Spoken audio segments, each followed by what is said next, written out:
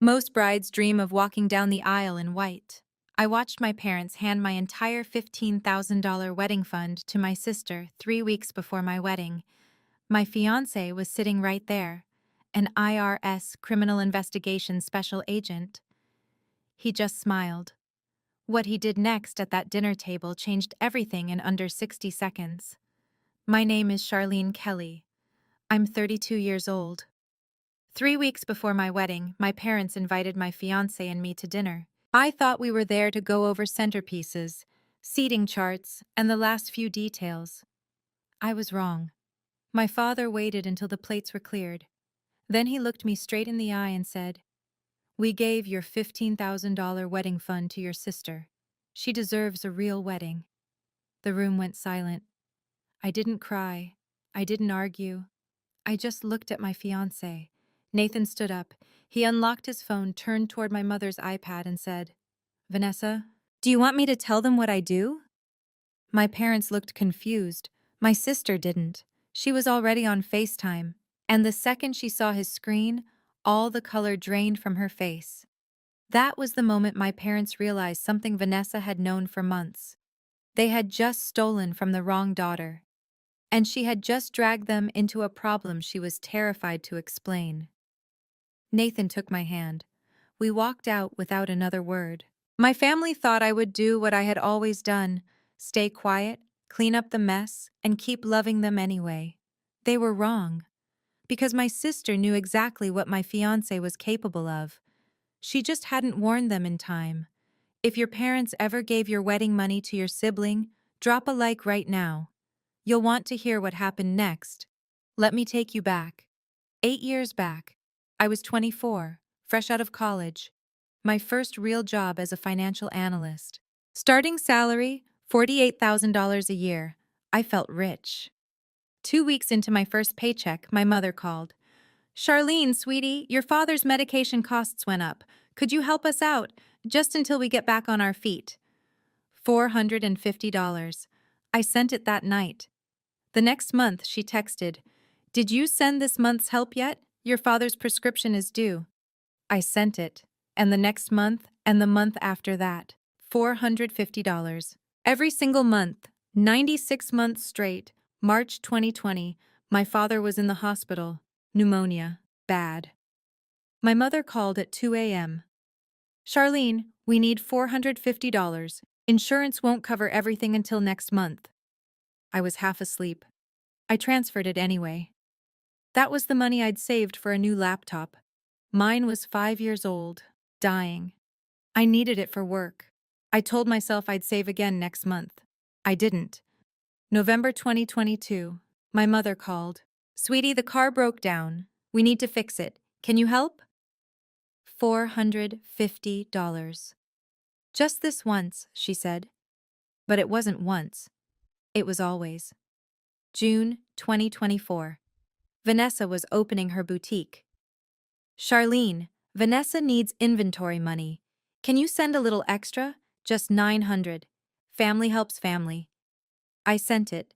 I lived in a $600 a month studio. I ate ramen 3 nights a week. I hadn't bought new clothes in 2 years. But I sent it. Because family helps family. That was the phrase my mother used every time. Like a spell. Let me do the math for you. 450 times 96 equals $43,200. Over 8 years, I sent my parents $43,200. Not loans, gifts. Because that's what my mother taught me. Nathan found out by accident. Thanksgiving 2024. We were at a restaurant. My phone buzzed. Bank alert.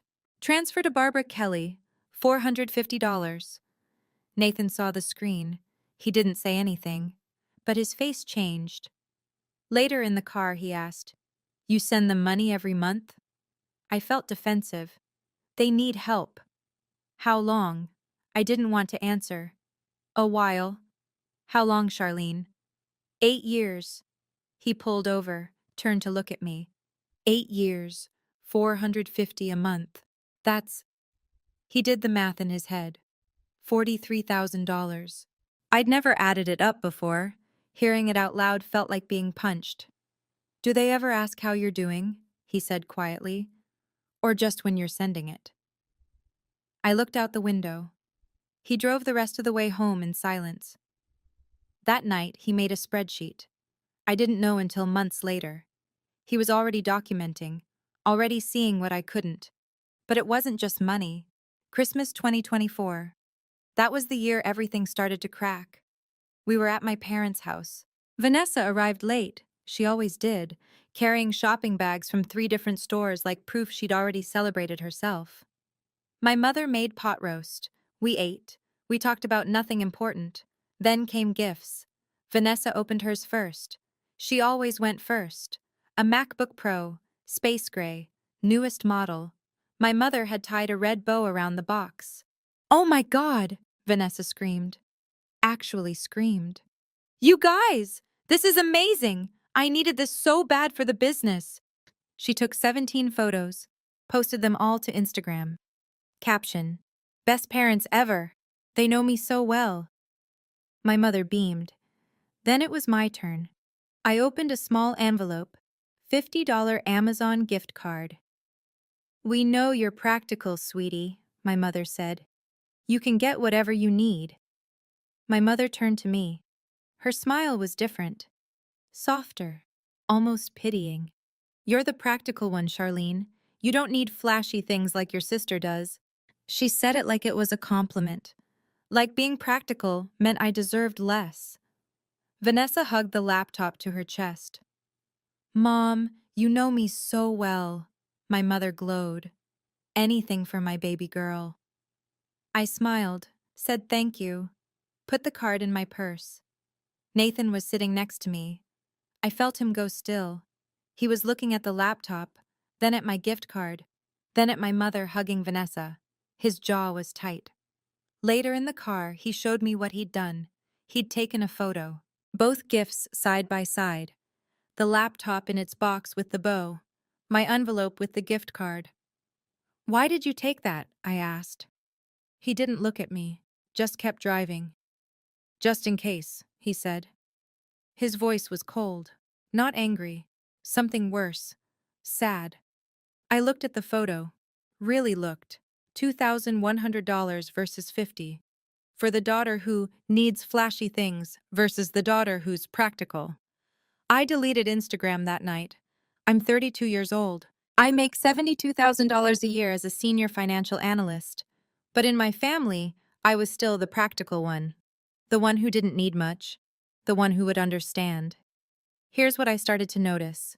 The geography of love. My parents lived in a suburb between Philadelphia and Charleston, 2 hours from me, 5 hours and 48 minutes from Vanessa. But here's the pattern. Every event Vanessa had, they drove 5 hours and 48 minutes. Every event I had? Too tired. Too far. May 2025. I got promoted. Senior financial analyst. $12,000 raise. I called my parents. "That's wonderful, sweetie. We're so proud." I asked if they wanted to celebrate. Dinner that weekend, just 2 hours away. "Oh, Charlene, that's a Wednesday. Your father has his bowling league. Maybe next time." That same month, Vanessa had a pop-up shop. Some rented storefront in Charleston where she hung 30 pieces of clothing on racks and called it an event. My parents drove 5 hours and 48 minutes. They hired a photographer. $1,200 of catered food. My mother posted 34 photos to Facebook. In 28 of them, she was hugging Vanessa. I got a text. "Congrats on the promotion, sweetie." One sentence, one emoji. Nathan saw the posts. We were having coffee that Sunday morning when they popped up in my feed. He didn't say anything. He just pulled up Google Maps. He typed in my parents' address, then mine. 1 hour and 52 minutes. Then he typed in Vanessa's address. 5 hours and 48 minutes. He took a screenshot. "Just in case," he said again. But it wasn't just the promotion they missed. April 2023. I was hospitalized. Emergency appendectomy. 3 days in the hospital. Nathan stayed with me. Slept in the chair.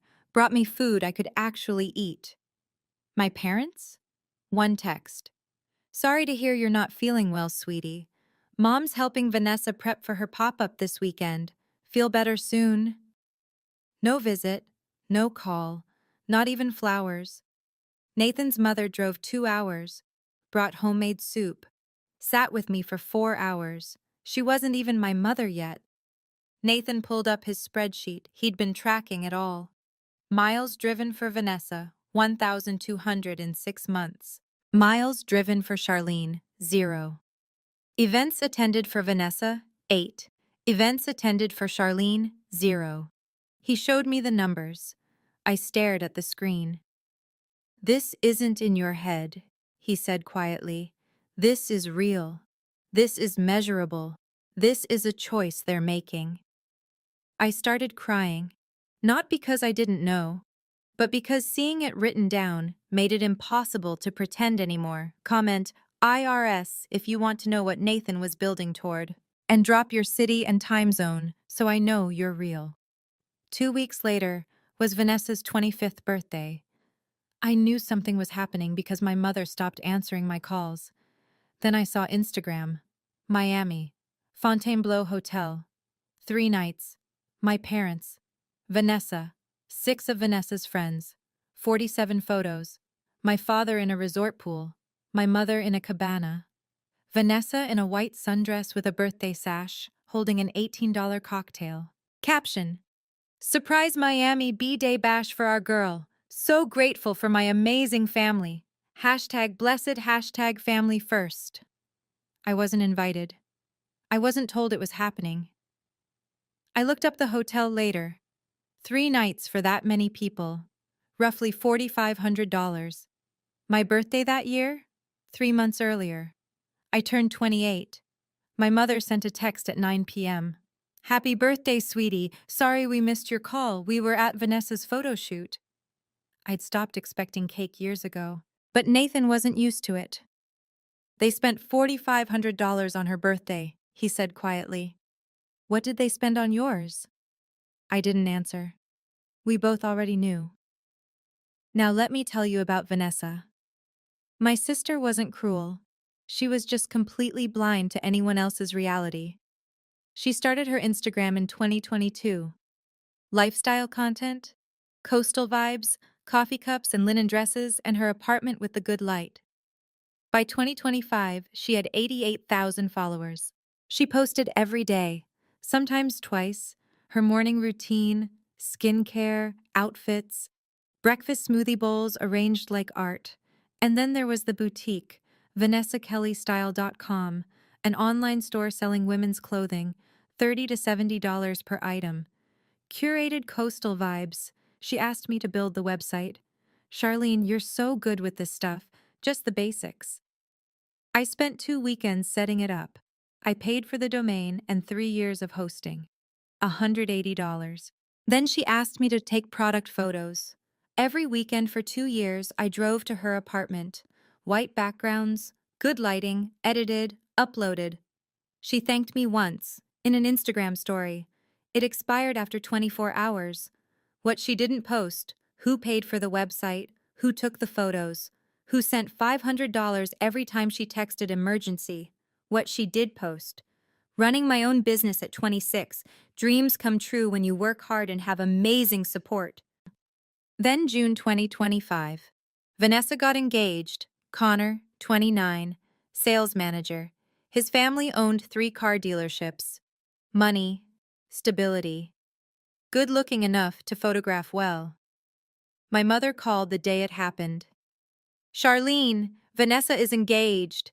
Connor's family owns dealerships. Our baby girl is marrying up.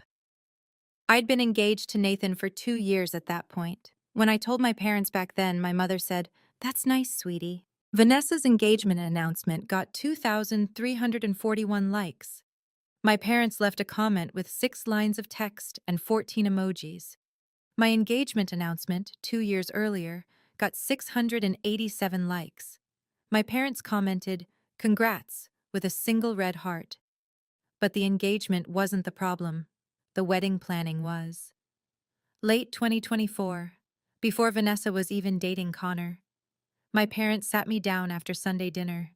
My father folded his hands on the table. Charlene, we want to talk to you about something important. I thought someone was sick. I felt my chest tighten. We've been saving money, he said, for your wedding. We know you and Nathan are serious. We want to contribute. My mother smiled. $15,000.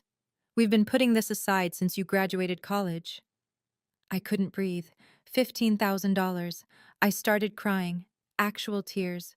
Happy ones. You don't have to do this, I said. We want to, my father said. You deserve this. For the first time in years, I felt like I wasn't just the backup plan. I felt like their daughter. I hugged them both. I went home and told Nathan. We started planning. Our wedding budget was $18,000 total. Nathan and I had saved $12,000. My parents' $15,000 meant we could actually do everything we wanted. A photographer, a real one, $1,800. That was my one splurge. I wanted beautiful photos. I wanted to look back and see proof that I'd had one day where I was the priority. I sent my mother the Pinterest board. She hearted 3 pins. I thought she was proud of me. I should have known better. Everything changed when Vanessa got engaged. Suddenly, every phone call with my parents was about Vanessa's wedding. Vanessa's looking at venues. She found this beautiful resort in Charleston. Have you seen it? Vanessa's thinking about a live band. What do you think about live music? Vanessa's dress shopping next weekend. Isn't that exciting? When I tried to talk about my own wedding, the energy shifted. That's nice, sweetie. We'll figure it out. Mm-hmm. Hey, did I tell you Vanessa's thinking about a chocolate fountain? By July, I stopped bringing it up. My mother called me one afternoon. I was at work. I stepped outside to take it. She was talking to someone in the background, not to me. I heard her voice, muffled, like her hand was over the phone. No, Vanessa needs the resort package. Her followers expect that level of presentation. This is her brand. Charlene's wedding is just family, you know? Small. Vanessa's is different. I stood there on the sidewalk outside my office building. I didn't say anything. She didn't know I'd heard. She came back on the line. Sorry, sweetie. What were you saying? I told her I had to go. That night, Nathan asked if I was okay. I told him what I'd heard. He didn't look surprised, but I saw something in his eyes, something protective, something angry. Say that again, he said. What exactly did she say? I repeated it. My voice shook. Charlene's wedding is just family. Vanessa's is different. Nathan stood up, walked to the window, stood there for a full minute. When he turned around, his face was calm, too calm. I need you to hear something, he said. Your wedding is not just family. Your wedding is your wedding. It matters just as much as anyone else's. I started crying. Not sad crying. Relief crying. Someone finally said it. She didn't mean it like that, I said. Even then I was defending her. Nathan sat down next to me, took my hand. Yes, he said gently. She did. 2 weeks later, Vanessa posted an Instagram story. We booked the venue. A resort on Kiowa Island. Waterfront ceremony, cocktail hour, plated dinner, open bar, 150 guests. I looked up the pricing, $29,000 for the wedding package alone. I pulled up my own budget spreadsheet. I stared at the line that said, parental contribution, $15,000. Vanessa's venue cost $29,000.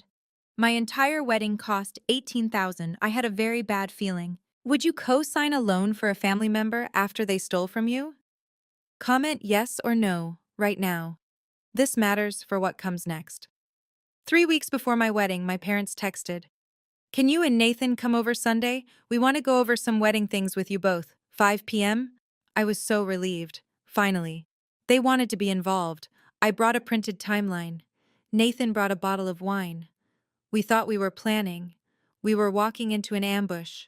Dinner was normal. Pot roast, mashed potatoes, green beans, my mother's standard. Vanessa was on FaceTime the entire time. My mother propped the iPad on a chair across from me so Vanessa could join us. Vanessa was quieter than usual. I noticed, but I didn't think much of it. We ate. We talked about the weather, about Nathan's work, surface-level things.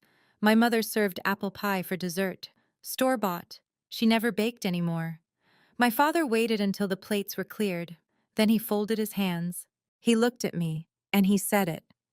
"Charlene, we need to talk about the wedding fund." I felt relief. Finally. Details. Logistics. I smiled. The 15,000? I already gave the florist the deposit plan based on, "We gave your $15,000 wedding fund to your sister." I stopped talking. The room was completely silent. My father kept going. "She deserves a real wedding." I heard the words, I understood them, but my brain couldn't process what they meant. My mother jumped in. "Vanessa's wedding is at a resort, Charlene. 150 guests. It's a bigger event. It makes sense to prioritize." "You promised me that money 2 years ago," I said. My voice sounded far away. "Your wedding is small," my mother said. "You're doing a backyard thing. You don't need $15,000 for that." My father nodded. "Vanessa's wedding will be photographed. It matters for her business, for her future." "And you're financially stable," my mother added. "You can handle this." I looked at Nathan. He was staring at my father. Very still, very quiet. I didn't cry. I didn't scream. I just sat there.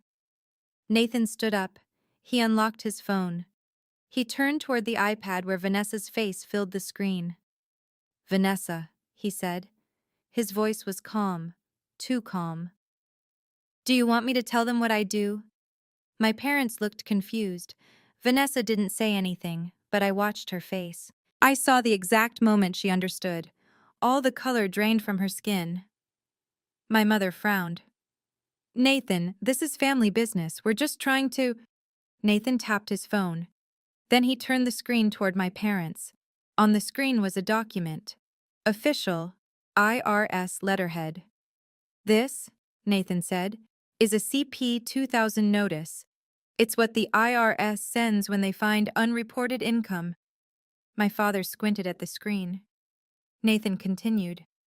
"I'm an IRS-CI special agent, Criminal Investigation Division. I can't investigate family directly, conflict of interest, but I know what these notices mean, and I know what happens next." He looked at Vanessa.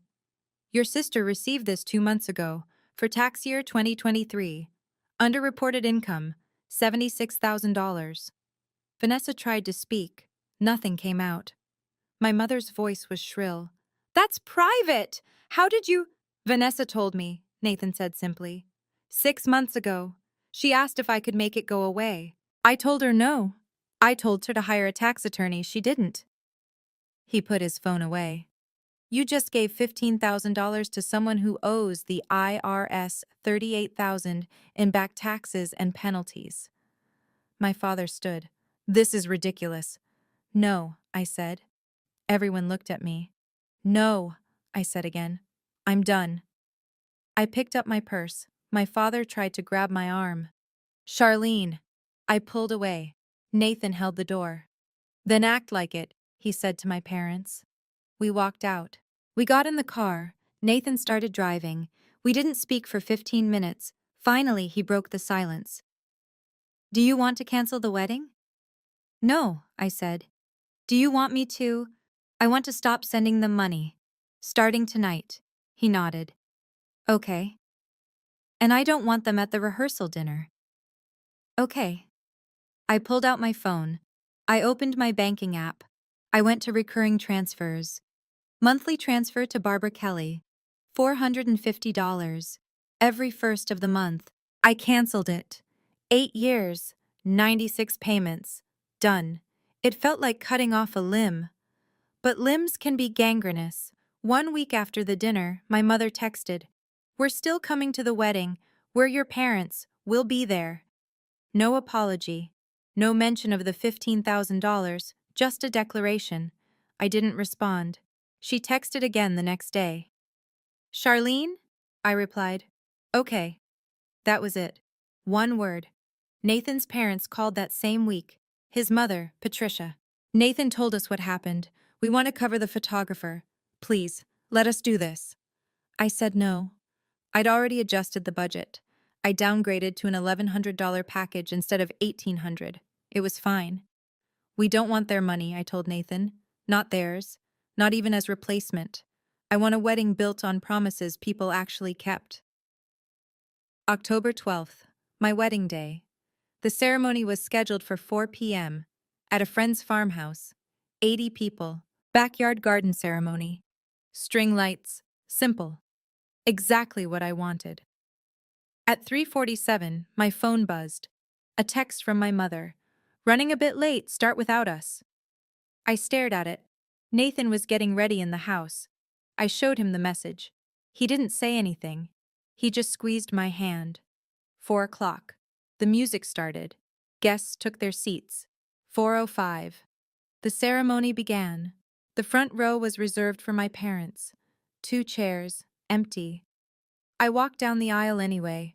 Nathan's father walked beside me. He'd offered the week before.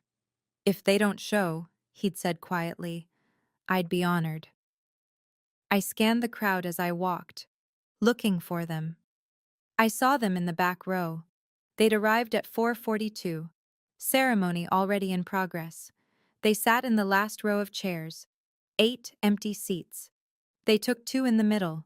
I saw my mother check her phone. Nathan's mother was crying in the front row. My mother was scrolling Instagram in the back. I kept walking. Every step felt heavier. The empty chairs in the front row got bigger, louder. I heard whispers, guests turning to each other. Where are her parents? Nathan's father felt me hesitate. He squeezed my hand, leaned close, whispered, Today, you're our daughter. Walk like you know it. I looked up at him. This man who barely knew me, who showed up, who stayed. His eyes were wet. I kept walking. The ceremony was beautiful. 23 minutes. We said our vows. We kissed. Everyone clapped. Except my parents. They clapped twice, then stopped. During cocktail hour, I didn't see my parents. They stayed on the far side of the lawn. Dinner started at 6:45. They sat at their assigned table. They ate quickly. At 7:30, there were toasts. Nathan's best man. My maid of honor, Jenna. Jenna's speech was short. I've known Charlene since college, and I've watched her spend years trying to earn something she already deserved. Love. Nathan, you saw what some people couldn't. You saw her. So here's to Charlene and Nathan, and to the family we choose. People clapped. Some cried. My parents stared at their plates. At 7:50, my mother approached me. Charlene, we need to head out. It's a long drive and your father is tired. I looked at the schedule on the wall. First dance in 10 minutes. Cake cutting at 8:30. You're leaving? I said. We really should go, but it was a lovely ceremony. Congratulations! She hugged me. It was stiff, awkward. My father shook Nathan's hand. Congratulations, Charlene. They left. I watched their car pull away. Jenna came up beside me, put her arm around me. You okay? I nodded. They just left, she said. Before the first dance, before cake. They just left. I know. The next day, my mother texted an explanation. We were so tired from Vanessa's dress fitting yesterday. It ran so late. We're not as young as we used to be. But we're so happy for you. I didn't respond. At 8:12, Nathan's father took my hand. May I have this dance? It was supposed to be the father-daughter dance. The DJ had queued up In My Life by the Beatles. I looked at him. This man I'd known for 2 years, who'd walked me down the aisle, who'd paid for the rehearsal dinner without being asked, who stayed for every minute. I'd be honored, I said. We danced. Nathan's mother took a photo. She had it framed and gave it to me at Christmas. I cried during that dance. He cried too. I'm so glad my son found you, he said. You're exactly the daughter we always wanted. I broke, sobbed on his shoulder while we danced. because that's what I'd been waiting 32 years to hear. And it came from a man who'd known me for 2 years, not the man who raised me. I keep that photo on my desk, not my wedding photo with Nathan. This one. Because this is the moment I became someone's daughter. After the wedding, Nathan and I went to Vermont for a long weekend. Nothing fancy, just a cabin and quiet. When we got back, I wrote an email. Subject: moving forward. Mom and Dad, Nathan and I are focusing on building our life together now. I need to prioritize my own family and our future. I won't be able to continue the monthly support going forward. I wish you both well, Charlene. I sent it at 9:17 p.m. on November 4th. That same night, I went into my bank settings. I double-checked. The recurring transfer was canceled. Last transfer, October 1st, $450. I expected anger. I expected pushback.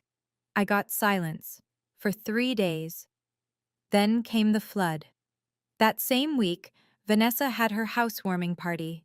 She and Connor had bought a townhouse in Charleston, 3 bedrooms, renovated kitchen, Instagram ready. She posted 47 times between November 6th and 8th. My parents drove 5 hours and 48 minutes. They stayed 3 days. They helped unpack boxes. They arranged furniture. They held champagne glasses in every photo. One post showed a custom kitchen backsplash. White subway tile with gray grout. Professional installation. The caption: "My amazing parents surprised me with this custom backsplash. I'm so blessed." The contractor was tagged. I looked him up.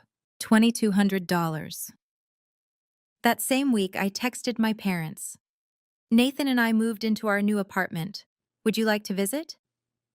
2 hours later, my mother replied, "A 2-hour drive is too tiring for us at our age. Maybe next time, sweetie." Our apartment was 1 hour and 52 minutes away. Charleston was 5 hours and 48 minutes. They visited Vanessa 3 times in 2 months. November, December, January. They visited me 0 times. Nathan made a spreadsheet. He didn't show me at first. Then one night he pulled it up. Parental visit log, it said at the top. Distance, time, frequency. By child. 6-hour drive, 3 times. 17 hours and 36 minutes total. Vanessa. 2-hour drive, 0 times. 0 minutes. Charlene. He showed it to me. I laughed. Then I cried. Then I stopped checking their Instagram. 2 weeks after I sent the email, my mother started calling. November 18th. 7:42 a.m., missed call. 2:15 p.m., missed call. 9:33 p.m. Text: "Charlene, we need to talk. You can't just cut off your family like this." November 19th. 6:51 a.m. Text: "I don't know what Nathan is telling you, but family is forever." 11:20 a.m. Text: "Your sister is struggling and you turn your back?" 8:44 p.m. Text: "How can you do this to us?" 23 texts in 1 week, 8 missed calls, 4 voicemails I didn't listen to. The texts kept coming. "We raised you better than this. After everything we've done for you, you're being selfish. Family helps family." On day 6, I blocked her number. The calls started coming from my father's phone. November 20th, 11:34 p.m. An email. Subject: disappointed, 847 words. I read it once. Nathan asked if he could read it. I said yes. He got to paragraph 3 and closed the laptop. "This isn't about family," he said. "This is about money." The word family appeared 16 times in that email. The word sister appeared 8 times. My name appeared 4 times. There was no apology, no acknowledgement, just disappointment that I wasn't doing what I was supposed to do. November 23rd, 1:28 p.m. A text from Vanessa. The first direct contact in months. "I know what this is really about. You're jealous. You've always been jealous of me. Now that I'm successful and happy, you can't stand it. That's why you won't help mom and dad anymore, because you're petty and jealous and you can't be happy for me. I screenshot it. I sent it to Nathan. He replied, "The entitlement is breathtaking." I didn't block her. I wanted to see if she'd apologize. 2 weeks later, my receptionist called my desk. "Charlene, your father is here. He says it's urgent." I froze. My father? He's in the lobby. He seems upset. It was Friday, December 12th, 3:45 p.m. I walked to the reception area. My father was standing near the desk. He looked stressed. He was holding a manila folder. "Charlene," he tried to smile. "Can we talk?" I brought him to a conference room, the one with glass walls. People could see in from the hallway. I texted Nathan. "My dad is here, at my office." 3 dots appeared immediately. "I'm coming down, don't sign anything." Nathan worked in the same building. Different floor, different company. We'd moved our offices at the same time by coincidence. My father sat down. He put the folder on the table. "Charlene, I need your help. Vanessa is in trouble." He opened the folder. He pulled out papers. The first page was a notice from the IRS, CP 2000. I recognized it from work. "She got a notice," he said. "There's a discrepancy with her business income." I looked at the form. Tax year 2023, underreported income. The number at the bottom, $38,200 in proposed tax and penalties. He pulled out a second document, a loan application. "She needs a loan, $38,000 to handle this. But she needs a co-signer, someone with good credit." He looked at me. "You understand finances. You're good with this stuff. Just co-sign. She'll make the payments. You won't have to pay anything. We just need your signature." He slid the papers toward me. I stared at them. I didn't touch them. "You're asking me to co-sign a loan for $38,000. For your sister," he said. "She made a mistake. It's not that big of a deal. She just needs help fixing it." There was no apology, no mention of the wedding fund, no acknowledgement of anything. The door opened. Nathan walked in. "Mr. Kelly," he said. My father looked startled. "Nathan, this is family business." Nathan closed the door. He picked up the CP 2000 notice. He read it. 15 seconds. He put it down. "I work criminal tax investigations," he said. My father went pale. "This is just a small mistake," my father said quickly. "Bookkeeping error. Vanessa didn't mean to—" Nathan pointed to the notice. "This is not a small bookkeeping mistake. This is $76,000 in unreported income. For one tax year. That's not an error. That's a pattern." He picked up the loan application. "Mr. Kelly, I can't give you legal advice. But I can tell you this. If Charlene co-signs this loan, she is legally responsible for that debt. If Vanessa defaults, and given this situation that's likely, that debt becomes Charlene's. If she defaults, that debt becomes yours too." He put the paper down. "This isn't about helping family with an unexpected bill. This is about covering suspected tax fraud. She is not co-signing debt tied to suspected fraud. You need a tax attorney and a CPA, not Charlene's credit." My father stood up. His voice got louder. "This is her sister! Family helps family!" Nathan stayed calm. "You took her wedding money. You didn't come to her wedding. Now you want her to risk her financial future for someone who called her jealous 2 weeks ago?" I stood up. I looked at my father. "No." He started to speak. I cut him off. "No, I'm not signing anything." I picked up my purse. "You took my $15,000 wedding fund and gave it to her. You said she deserved a real wedding and I didn't. You showed up 40 minutes late to my ceremony. You left before the first dance. You drove 6 hours to her housewarming party. You won't drive 2 hours to my apartment." My voice was steady, cold. "And now you want me to risk my credit, my future, to cover her tax fraud?" I opened the door. "I'm done." My father tried to grab my arm. "Charlene, please." I pulled away. I spent 8 years funding your family first fantasy. I kept every receipt, every transfer, every text, every time you chose her over me. I looked him in the eye. I'm not the backup plan anymore. I'm not the bank. I'm done. I walked out. My father tried to follow. Nathan stayed in the room. I heard him say, "Mr. Kelly, you should leave. Now." I went to my office. I closed the door. The receptionist, Amy, knocked 5 minutes later. "Are you okay?" "I'm fine," I said. She hesitated. "I saw some of that through the glass. I'm really sorry."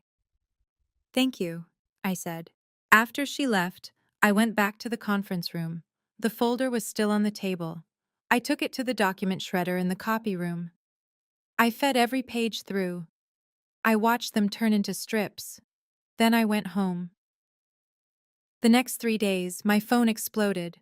Missed calls, 34 in 3 days. Voicemails, 11. Texts, 67. I didn't respond to any of them. On day 4, the calls stopped. I didn't feel relief. I felt nothing. Through my Aunt Linda, my father's sister, I learned what happened next. Linda still talked to me. She'd never approved of how they treated me.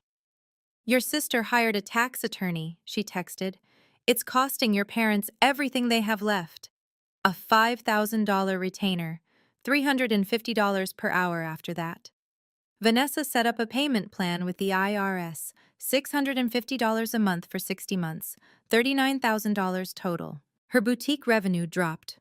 3 sponsors pulled their contracts in November and December. They didn't want to be associated with someone under IRS scrutiny. Then, in January, Connor called off the engagement. Linda texted me on January 16th. "Connor ended it. He said he can't marry someone who lies about money. Vanessa's moving back home. Your mother is devastated." Vanessa's Instagram went private on January 10th. Her last public post was January 8th. Taking time to focus on myself. Comments were disabled. But here's what went viral. Someone leaked Vanessa's CP 2000 notice, posted it to a Reddit thread about influencer tax fraud. It got picked up by a TikTok account that exposes fake rich influencers. Within 48 hours, 3 more sponsors dropped her. The post got 200,000 views. Vanessa lost 11,000 followers in 1 week.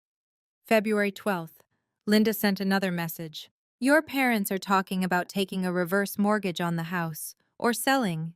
They need about 15,000 to cover the lawyer and help Vanessa with the payment plan startup. The irony isn't lost on me, even if it's lost on them." $15,000. The exact amount they gave Vanessa for her wedding. The exact amount they took from me. I didn't call them. I didn't gloat. I just lived my life. It was the hardest thing I'd ever done. And the most freeing. On January 25th, Nathan's parents threw a party. A proper wedding celebration, Patricia called it. 30 people. Their house in the suburbs. Catered dinner. A slideshow of photos from our wedding. Speeches. Nathan's father stood up with a glass of wine. "Charlene, from the day Nathan brought you home, we knew. You're not just our daughter-in-law. You're our daughter, period. And tonight is about celebrating that. Not just the wedding, but you. Welcome to the family you deserve." Everyone clapped. I cried. They gave me a gift, a framed photo, me and Nathan's father dancing at the wedding, the father-daughter dance. The card said, "For our daughter, love, Mom and Dad, Pierce." I cried harder. I'd spent 32 years waiting for my parents to see me. These people saw me in 6 months. In March, my mentor Susan called me into her office. "Charlene, I'm promoting you. Associate Vice President. Financial Analysis Track." I stared at her. She smiled. "I know about your family situation. Not details, but enough. I've watched you this year. You didn't fall apart. You didn't become bitter. You set boundaries and kept working. That's the definition of leadership. Welcome to the executive track." The salary bump was $20,000. I told Nathan first. Then I called Nathan's mother. I didn't tell my parents. They didn't know about the promotion. They didn't know about the party. They didn't know about my life anymore. And for the first time, that felt like freedom. Every Sunday, I met Jenna for coffee. Same place. Elixir Coffee. Jenna was an ICU nurse. She'd seen family trauma in her work. She understood. One Sunday in February, she said something I still think about. You know what I see every day in the ICU? People waiting for family to show up. Some family comes running. Some never comes. You can't force people to see your worth. You can only decide whether you'll wait forever for them to notice. I stared at my coffee. I feel guilty, I said. Of course you do. They trained you to. That's how this works. But guilt isn't the same as wrong. You didn't abandon them, Shar. You stopped letting them abandon you. I wasn't healed yet, but I was healing. There's a difference. Nathan and I started building new traditions, Sunday dinners with his parents. We alternated. 1 week at their house, 1 week we hosted, monthly game nights with friends, second Friday of every month. We started planning our future, really planning, not waiting for approval from people who would never give it. We opened a house fund, joint savings account. Goal: $40,000 for a down payment in 3 years. First deposit, $2,000. 6 months after my father showed up at my office, I was cleaning out our closet. I found my wedding planning binder, white 3-ring binder. Charlene and Nathan, October 12th, 2025 on the cover. I opened it. Page 3 was the budget spreadsheet. Printed in December 2024. One line was highlighted in green. Parental contribution, $15,000. I stared at it for 3 minutes. Nathan walked in. You okay? I held up the page. I spent 2 years planning around money they never intended to give me. And you had the wedding anyway, he said. Yeah, I said, I did. I put the binder in the recycling bin. I didn't need it anymore. I had the marriage. That was the part that mattered. People ask me sometimes if I regret cutting off my family. I don't. I regret that they made it necessary. But I don't regret choosing myself. I spent 8 years trying to earn their love, sending money, showing up, being perfect, waiting for them to see me. I have that now. I have people who see me, who choose me, who show up, just not the people I was born to. If you're sending money every month because family helps family, comment boundary below. You're not alone. A real wedding isn't the expensive one. It's the one nobody had to steal from someone else to pay for. And mine? Mine was real.